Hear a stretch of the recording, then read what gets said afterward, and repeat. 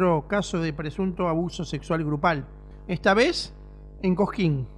Una chica de 14 años denunció que por lo menos 7 hombres, en el marco de una fiesta, en una casa, entre conocidos, le dieron una bebida adulterada y abusaron por lo menos 7 hombres. Hay 3 detenidos, hay 2 mayores y un menor de edad detenidos. La abogada de la víctima confirma que le dieron bebida adulterada. Fue puesta en una situación de indefensión. Bueno, dijimos 3 detenidos por el hecho, 2 mayores y un menor imputable detenidos. O sea que el menor tiene entre 16 y 17 años. Fue llevada bajo engaño a un domicilio donde le suministraron algo de bebida adulterada que la pone en situación de indefensión.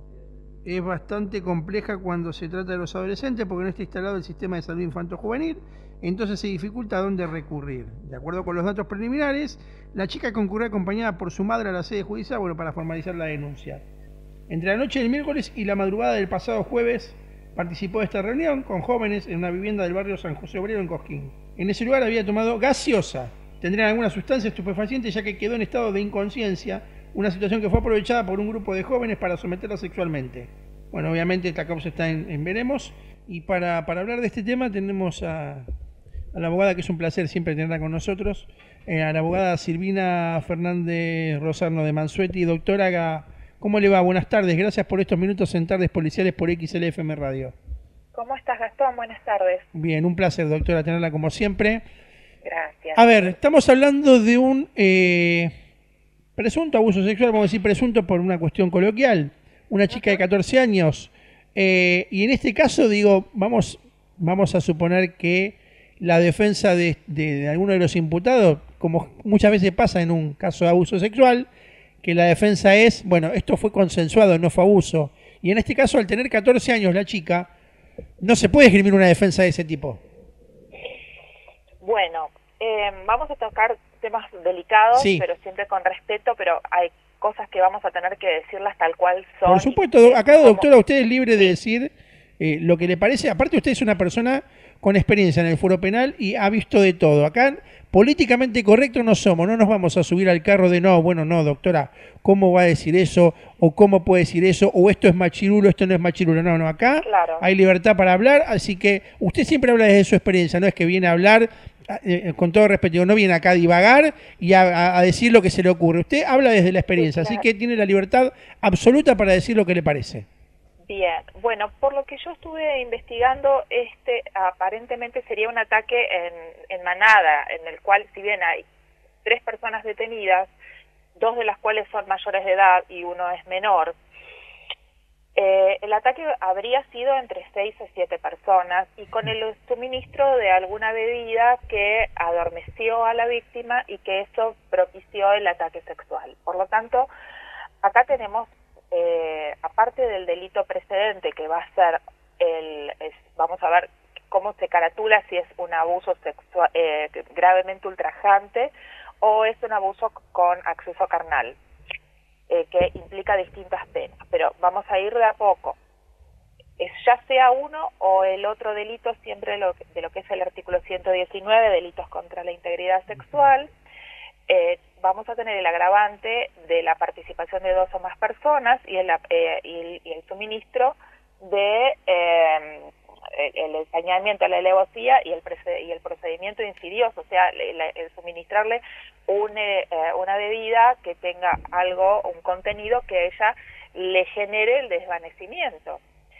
Y empezando a analizar todo esto, primero vamos a analizar el sujeto pasivo, que es la víctima. La víctima tiene 14 años.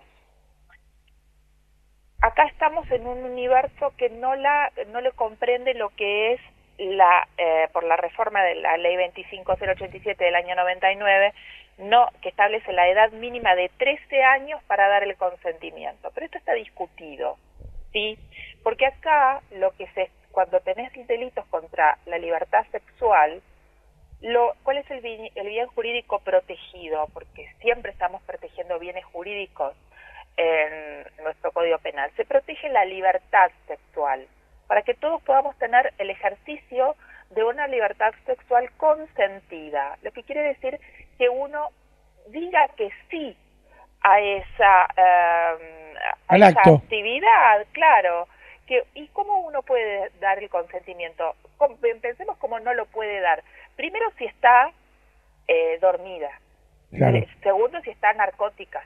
Tercero, si está alcoholizada, y todas aquellas situaciones en las cuales a uno lo privan de brindar verbalmente el consentimiento o a través de sus actos, sí, que uno esté dando el consentimiento con los hechos y con la palabra. Después tenemos algo que habla de la capacidad, que esto es lo que yo te decía, de los menores de 13 años, que está viciado la capacidad y el consentimiento para dar, por la inmadurez sexual que ya se tiene estimada en el código, que no tiene ninguna persona menor de 13 años. Ya de per se no la tiene. Entonces, ¿qué pasa con este universo de las personas de 13 años en adelante? Bueno, ahí está discutido. Tenés criterios que dicen, bueno, esta persona habría que ver si es que tiene o no tiene madurez sexual, pero sin embargo es un sujeto activo de algo que no pudo dar su consentimiento, más allá de su capacidad, ¿sí? No pudo dar su consentimiento porque tenía su voluntad viciada, porque estaba narcótica. Claro. ¿Ok? Entonces, supongamos que en este escenario, esta persona de 13 años de 14, perdón, la víctima es de 14 años, se considera que es una persona que no tiene una vida sexualmente activa, que es lo que se considera hoy, que se puede analizar con respecto a la poder brindar un libre consentimiento por más que estuviera o no narcótica, ¿sí? Pensemos que estaba despierta, que es otro análisis, ¿sí? Se analiza la vida que tiene, si tiene o no tiene una vida sexual. Fíjense a lo que hemos llegado con el progresismo y estas supuestas libertades que son pendulares entre el bien jurídico protegido y la libertad de los actos propios. Hay que tener mucho cuidado, pero hay que decirlo, esto es lo que está pasando. Si se considerara que no tiene vida sexual previa, experiencia sexual previa, y no estamos hablando de existencia o no existencia de virginidad, esto es completamente anacrónico, los sujetos activos, y ahora después vamos a pasar a quienes han perpetrado, los sujetos activos tienen distintas penas en ejecución. Pueden tener por el artículo 120, que habla de lo que es este régimen de minoridad de la víctima, de 3 a 6 años si se tratara de gravemente ultrajante o acceso carnal, a un menor de 16 años, ¿sí? Y ahí ya entra que no nos importa si tiene o no tiene vida sexual, ya es un menor de 16 años. ¿Qué diferencias hay entre lo que es el gravemente ultrajante y el acceso carnal? Esto es muy importante porque son agravantes muy delicados, pero es con esta reforma, porque antes se hablaba del abuso deshonesto y el abuso carnal, y no había términos medios. Entonces, la reforma nos permite analizar este tipo penal intermedio, que es el severamente ultrajante, que dice lo siguiente: mientras que el abuso sexual simple son meros tocamientos impropios hacia la víctima, el severamente ultrajante es aquellos que por la duración y las circunstancias en las cuales se hubieran cometido generan en la víctima que se sienta sometida sexualmente. La pena de expectativa es de 4 a 10 años en este caso, y exige 2 requisitos, uno o el otro, para que se configure: la duración en el tiempo, por ejemplo, la reiteración o la repetición, como es el jefe que tiene una actitud abusiva para con la empleada en repetidos actos, varias veces, o el padre con su hijastra o con su hija. Y el segundo requisito es que puede ser que el acto no sea repetido, pero se prolongue tanto en el tiempo y que se considere un acto impúdico, ¿sí? No requiere reiteración, es un acto indebido por muchas horas de tiempo, muchas horas. Es ese jefe que no es que la ve todos los días y le toca o la manosea todos los días, sino es que un día la tuvo todo el día haciéndole esto. Son dos situaciones muy puntuales que se tienen que dar para que se configure de 4 a 10 años. Y ahora pasamos a lo que es el acceso carnal. El acceso carnal implica la penetración en las cavidades genitales, anales o vaginales, sujetos activos, mujeres o hombres. Ahora, aquí sí tenemos una igualdad absoluta, biológica, para cualquiera de las dos personas que tenga un acto de estas características que involucren la falta de consentimiento a la libertad sexual de las personas. Entonces, el acceso carnal es un delito de resultado que lleva de 6 a 15 años. Fíjense, este es el delito precedente al cual pueden ser imputados los perpetradores, más las agravantes, ¿sí? Más las agravantes, que son la cantidad de personas que estuvieron involucradas, más el elemento insidioso que generó que la víctima no tuviera conciencia. Y bueno, también, ¿por qué es un delito de resultado? Porque tiene que ejecutarse la penetración. Hasta puede considerarse una penetración impropia que no implique una penetración absoluta, pero tiene que ejecutarse la penetración. Después hay discusiones con respecto a la tentativa, qué sucede si la persona se arrepiente, porque acá hubieron varios que se involucraron en esto. Estamos hablando entre 6 y 7 personas. Tuvieron todos en el acto sexual, quiénes penetraron, quiénes no penetraron, quiénes fueron cómplices, quiénes fueron, acordémonos lo que hablábamos siempre, la diferencia entre quienes por su participación colaboraron en el delito es una pena, quienes, y después, esa es la del 45 del Código Penal, y quienes por el 46 no generaron que ese delito se cometiera, pero sin embargo encubrieron a ese delito. ¿Se comprende? Entonces, ponemos el escenario más complicado, que es de 6 a 15 años, más los agravantes. Yo veo un escenario muy delicado. Y ahora me voy a referir a los perpetradores. Solamente en principio los que están detenidos, que ya configuran de per se 2 adultos y un menor. Y el menor, y acá hablamos del régimen de minoridad, que hablábamos el otro día. El que no haya cumplido 16 años y el que no haya cumplido todavía los 18 están dentro de lo que es el régimen penal juvenil.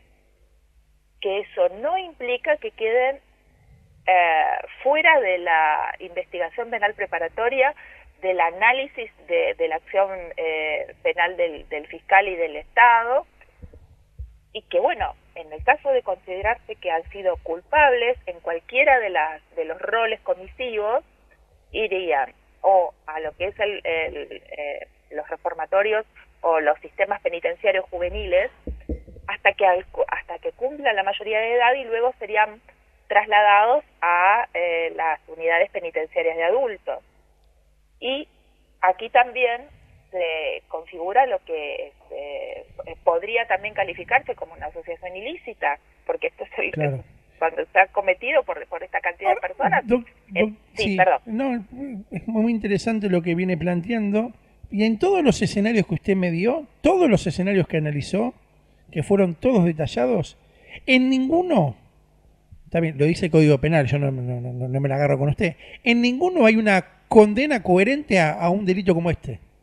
Son siempre penas menores, son siempre cargos muy livianos. Considerando cuando nosotros estamos hablando de las penas equivalentes a lo que son los homicidios que generan estos, tenemos por ejemplo, el de 8 a 25 años es un homicidio simple, pero luego tenemos las agravantes. Las agravantes son las que pueden llevar, si se toman las máximas, a condenas de reclusión perpetua. Claro. ¿Por qué? Porque tenemos que siempre basarnos en el análisis de la cuantía de la pena en expectativa en el delito precedente. Por eso, vamos por el escenario más gravoso, que sería un abuso sexual con acceso carnal. Hay que probar, la prueba está en cabeza de la Fiscalía. ¿Quiénes fueron los que abusaron? ¿Qué peritajes existieron que generaron un cotejo de ADN conducentes a fluido seminal de X y X personas? Es difícil la prueba, sobre todo cuando hay muchas personas al mismo tiempo. Claro. ¿Sí? ¿En qué momento se hizo la denuncia? La víctima pudo instar la denuncia penal en forma inmediata al suceso, o hubo una higienización posterior. Hay muchísimas cuestiones en el medio. Ahora, generalmente, doctora, en estos casos, cuando ocurren este tipo de casos, está más vinculado a chicos de clase media, media alta, que a chicos de clases bajas, ¿no? Lamentablemente, y lo vemos como vos bien decís, en todas las clases sociales. Yo hablo de las violaciones en grupo, violaciones grupales. Las violaciones grupales se están dando muy, lamentablemente, en ocasión de reuniones en boliches bailables, o luego de pernoctadas, de pasarla de amanecer en otros lados donde uno ni siquiera recuerda. Y nuevamente tenemos que tener mucho cuidado con lo que es el consumo problemático de estupefacientes, porque tenemos casos que han acontecido a principios del año pasado, donde se han encontrado personas que salieron con un grupo de su conocimiento, luego en el boliche se dispersaron y se relacionaron con otra gente, pasaron toda la noche con otra gente y a la salida se dispersaron de nuevo y se revolvieron a reunir con otros. Claro. Y en el tránsito de eso bebieron, mezclaron alcohol con determinadas benzodiazepinas, luego para subirla ingesta de estupefacientes, luego para bajarla pastillas.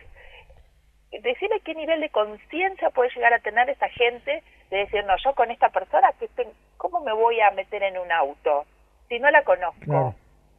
Y entonces, si no después tenemos el otro ejemplo, digo, olvidémonos, en este caso que es una chica de 14, vamos a tomar como referencia una chica mayor de edad, y que por ahí estén en una casa, en una fiesta entre 10, 15 personas, y la chica tiene ganas de tener relaciones sexuales con uno de los chicos, ¿sí? Se van a una pieza, y este chico termina o por motu propio o porque los demás se meten, digamos, entran a esa pieza, a ese lugar, llamémosle intimidad, entran 3 o 4 pibes más, y por la fuerza... Claro. O sea, la chica dice, a ver, pará, que yo venga acá, que yo quiera tener relaciones sexuales con uno, con dos, si se quiere, vamos a elevar un poco la vara. No significa que yo quiera tener con todos, yo estoy con 2, no estoy con 5, che, ustedes 3 no, y no es no. Y es probable que eso también pase.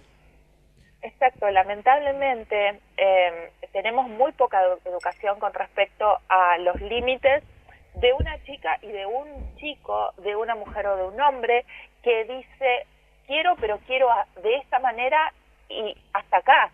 Claro. Esto no lo quiero, y esto debe ser respetado y no debe ser considerado, es un juego previo y entonces, no, claro. Respetemos la voluntad, que es el ejercicio que nosotros tenemos para gozar nuestra libertad sexual, que está contemplada en el código, y poder expresarlo tanto en forma verbal como corporal, pero para eso hay que estar consciente. Sí, igual también, doctora, también me parece que esto arranca desde antes y desde la cultura. A ver, yo no voy a meter al machismo en todo, no soy de meter, digo, a cada paso que doy es culpa del machismo, pero acá sí voy a hacer hincapié en el machismo. Y esto tiene que ver con las relaciones sociales entre hombres y mujeres. A ver, si yo estoy en un lugar y una mujer, me estoy hablando de una mujer, la mujer es copada, estamos charlando de la vida, de todo, no significa que la mujer tenga ganas de tener relaciones sexuales conmigo. O sea, simplemente está de acuerdo con pasar un rato, charlar y punto. Pero el hombre cree que por charlar, por acceder, por reírse, ya está, la mujer ya está con ganas de tener relaciones sexuales, y es ahí donde avanza el hombre, es ahí donde la mujer dice, no, pará, ¿qué es? Y es ahí donde hay dos opciones, uy, disculpa, me comí cualquiera, o avanzan y terminan abusando. Claro, precisamente como vos bien decís, y volviendo a lo que decíamos antes, hay muy poca educación con respecto a los límites y al respeto hacia la voluntad del otro. El otro puede tener una actitud que uno puede percibir de una manera que es totalmente subjetiva, por eso en este tipo de delitos tenemos el tipo objetivo y el tipo subjetivo. El tipo subjetivo es absolutamente valorativo en ambos casos del análisis de la prueba, porque, por ejemplo, un clásico ejemplo de la tentativa. La persona se arrepintió, pero el elemento, o sea, si se arrepintió de cometer el acto sexual impropio porque la otra persona no consintió, dice el Código Penal, bueno, ok, desde el tipo objetivo se le disminuye la pena en un tercio. Ok, fantástico.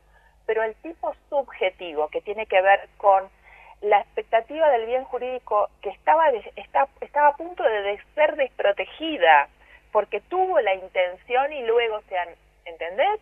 O sea, fíjate hasta el punto donde nos estamos metiendo en la vida privada de las personas.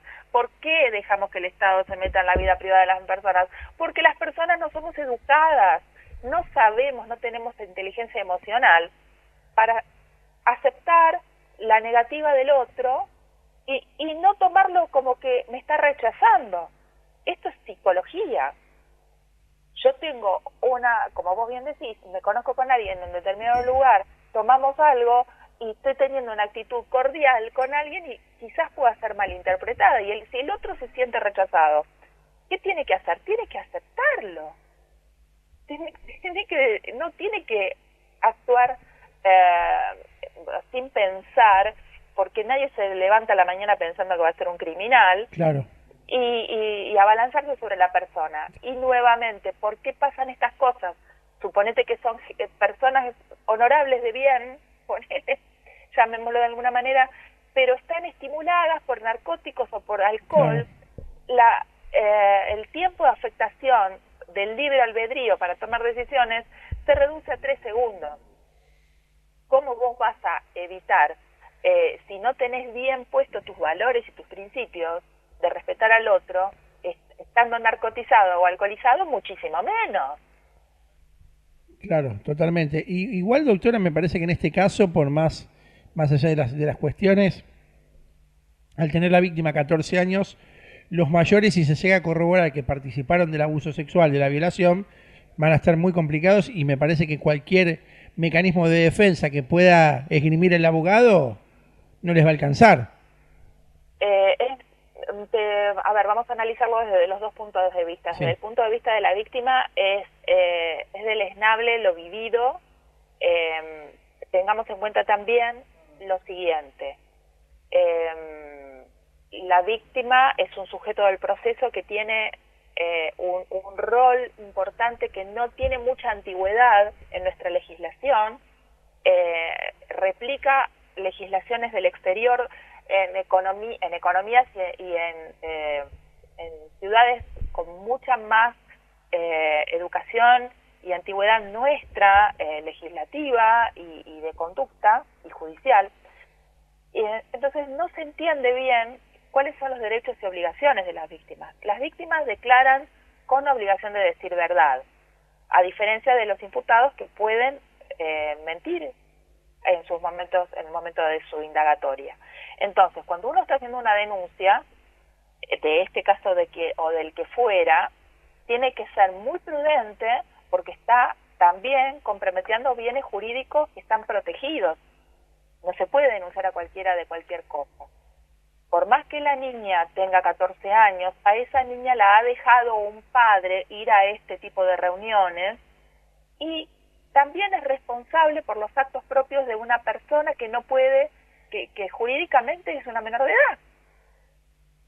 ¿Se entiende? Claro. Más allá de que tenga, si es menor de 13 años, se la considera incapaz sexualmente por su inmadurez sexual. Si tiene 13 años y un día es diferente, pero si es de menor de 16 años es un agravante, ¿entendés?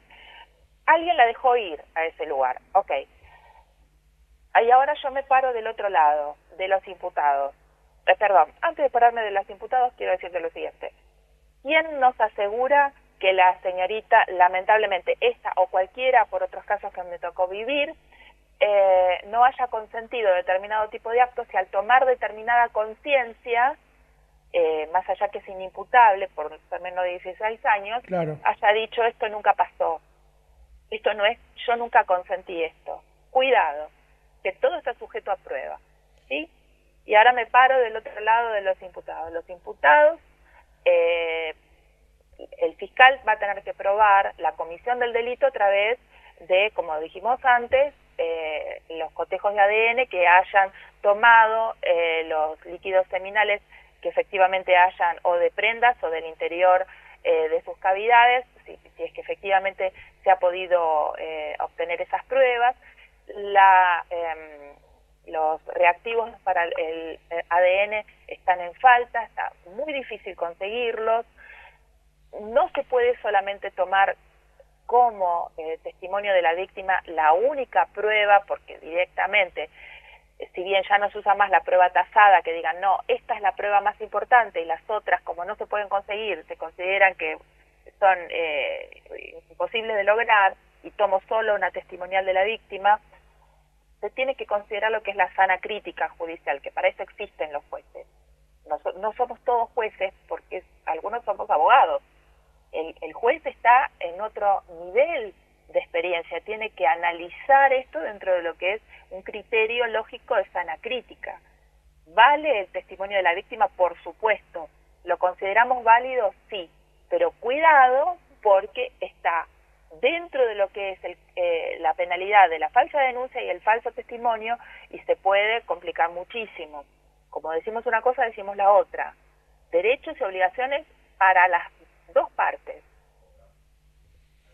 Totalmente. Lo que pasa, doctora, que me parece, y lo veo desde este lado, y está muy bien analizar los dos costados, ¿sí? Siempre analizando una situación y otra, y no como se diría en la jerga callejera, casarnos ni con un lado ni con el otro. Tenemos que estar en el medio, o tratar de estar en el medio. Pero acá hay un detalle muy importante. Si usted me dice que el abuso sexual o el presunto abuso sexual ocurrió con una chica mayor de 16, bueno, es una cosa. Pero acá el consentimiento o esgrimir cualquier situación vinculada a eso, con una chica de 14 no les va, digamos, no le va a servir a los mayores de edad por lo menos. Acá tienen muchos agravantes, que está el agravante de la edad de la víctima, el agravante del poblado y en banda, el agravante del elemento insidioso. Esto realmente, si la fiscalía puede conseguir todas las pruebas que determinen la imputación y que pueda, y después luego por el principio de legalidad, que en la determinación de los hechos sea lo absolutamente coherente como para que se logre una carátula que sea equivalente, porque eso también es delicado y genera nulidades cuando este tipo de cosas que son tan difíciles de explicar, qué fue lo que pasó porque no me acuerdo, porque yo estaba dormida, porque no sé, y fulano y mengano, y este sí y aquel no, y después no me acuerdo porque efectivamente estaba narcotizada. ¿Cómo hace el fiscal para determinar los hechos que hizo? El hecho 1, 2, ponerle que son 7 hechos cometidos por estas 7 personas, de determinada manera cuando hay una víctima que no recuerda cómo fueron los actos.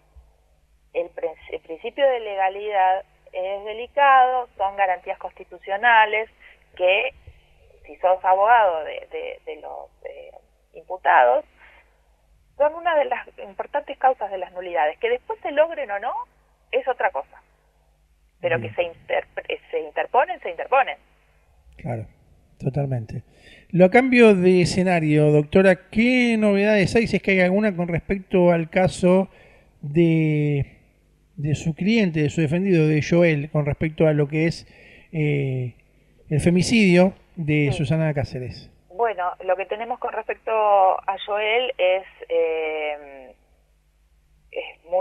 muy parecido a lo que estaba sucediendo con el señor que se viste muy elegantemente.